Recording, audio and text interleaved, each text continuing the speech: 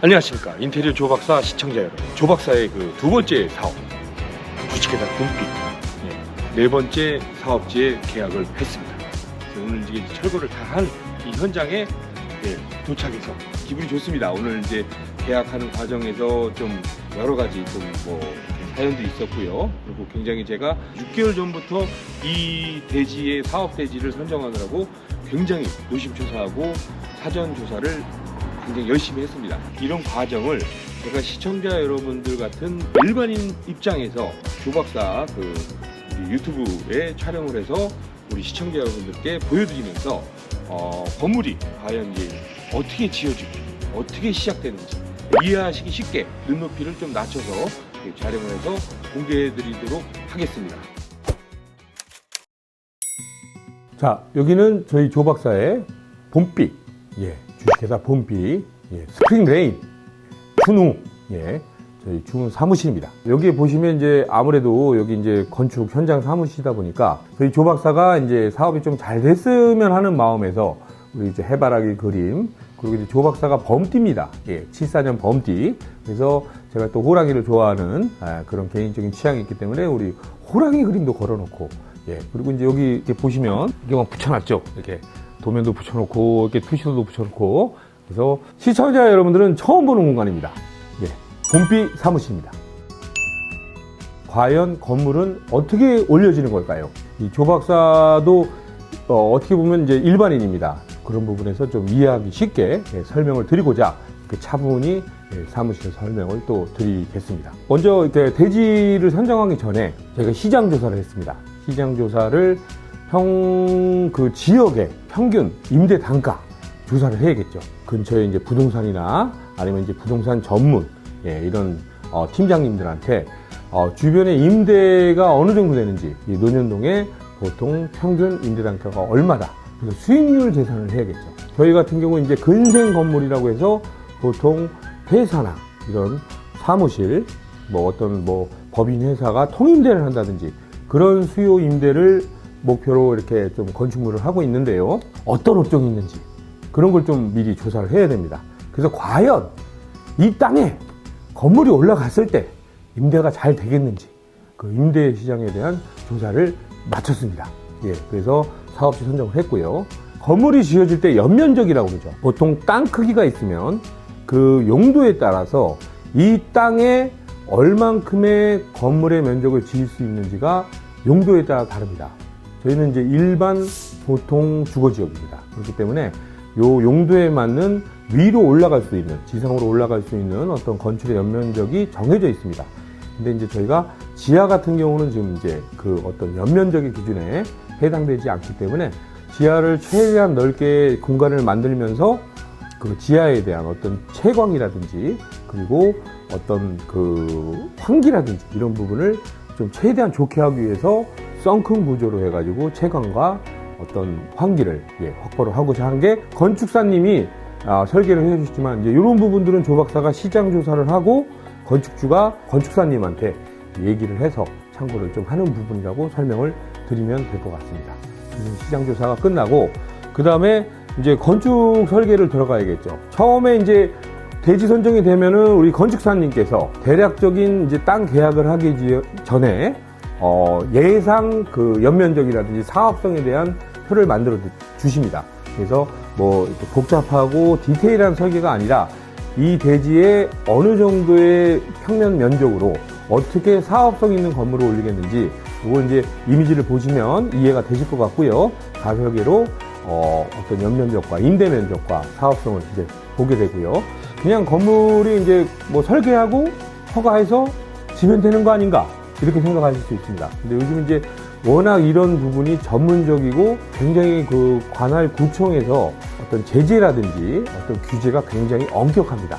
굉장히 상세하고 허가를 받아야 될 사항도 수십 가지입니다. 일단 건축 계획에 대해서 이제 대지가 계획이 되면 대략적인 이제 건축 설계를 하고 그 다음에 이제 어떤 도면을 작성을 하겠죠. 그 다음에 이 도면에 대한 협의가 떨어지면 이제 그때쯤에 우리가 이제 이 굴토심의라는 걸 합니다. 굴토심의가 뭐냐? 조박사도 처음에 헷갈렸습니다. 뭘 굴토심의를 하냐?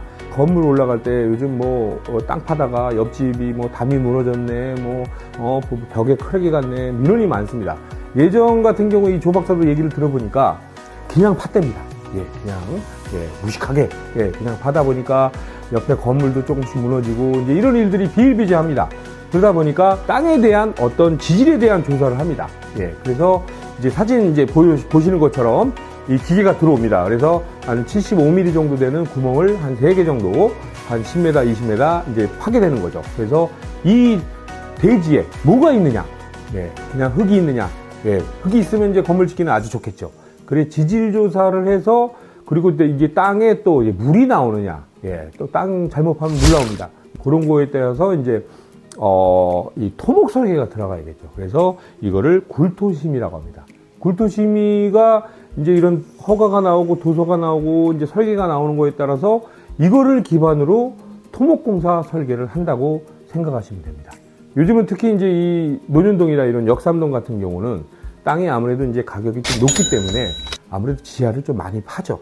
또 요즘은 이제 조 박사가 봤을 때는 이 지하에 대한 활용성이 높습니다. 지하 공사를 많이 하다 보니까 이 지하에 대한 설계, 그래서 굴토심이, 그래서 집안 조사를 해야 되고요. 그 다음에 거기에 대한 설계와 허가, 이렇게 하는 설계가 같이 이제 건축 설계랑 같이 이제 병행이 된다고 보시면 됩니다. 이 사진을 보시면 여기 딱 처음 본 사진입니다. 딱 이제 이 사진을 보고 바로 한 걸음에 달려왔습니다. 어차피 차로 5분, 10분 거리라 바로 달려서 땅을 딱 봤죠.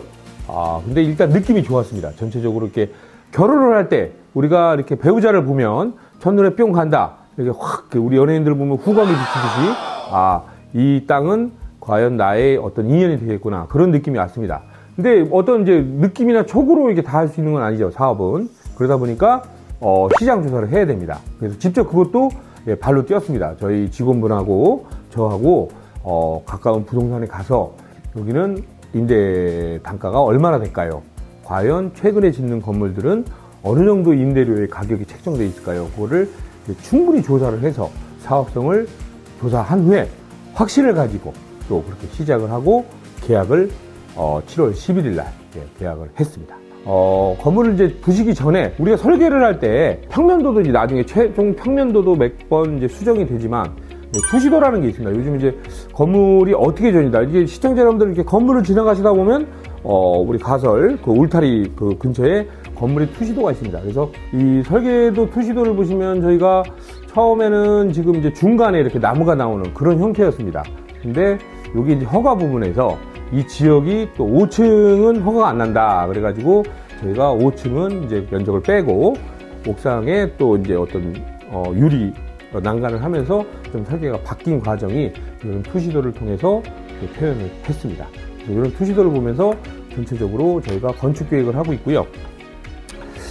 여기 평면도 보시면 이제 현장에서 저희가 1층부터 보시겠습니다. 1층 보면 주차 타워, 어제 얘기 드린 것처럼 보통은 이제 조 박사가 생각할 때는 임대를 하기 위해서는 이 주차가 관건입니다. 주차장 없으면 임대가 안 나갑니다. 잠원동 신축 때도 그랬고, 역삼동 때도 그랬고, 1층에 필로티 구조로 해서 1층을 다 주차를 할 수 있게끔 그렇게 이제 저희가 설계하고 시공을 했는데, 여기를 와보니 또 1층을 필로티 하기는 좀 너무 아깝습니다. 이 주변에 어떤 카페라든지 관공서라든지 이런 게 많이 있습니다. 연예계에서도 있다 보니까 그런 어떤 시장의 수요가 임대의 활용의 공간이 되겠다 싶어가지고 그럼 1층의 면적을 살리는 대신에 좀 비용이 들어가지만 주차 타워를 놓는 게 어떠냐.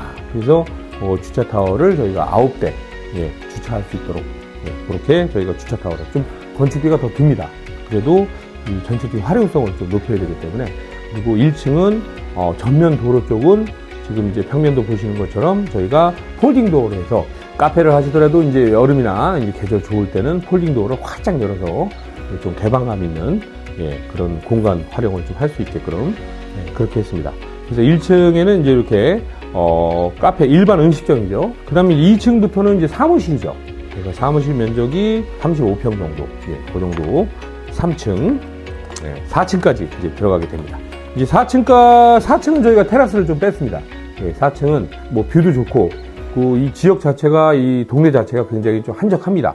그래서 저게 이제 회사가 들어오든 어떤 이제 카페가 들어오더라도 그 테라스의 어떤 활용성을 최대한 해야겠다. 그래서 4층에는 저희가 테라스를 좀 빼서, 그리고 요즘 이제 옥상, 예전에 옥상에 승강기를 안 올렸죠. 예, 옥상은 이제 보통 계단을 통해서 올라가기 많이 했는데 요즘 옥상까지 승강기를 많이 올리십니다. 그래서 이제 장애인 승강기를 이렇게 하셔가지고, 예, 옥상까지 승강기로 올라가면 이제 옥상에 대한 또 활용도, 예, 그런 거를 또 높이실 수가 있습니다.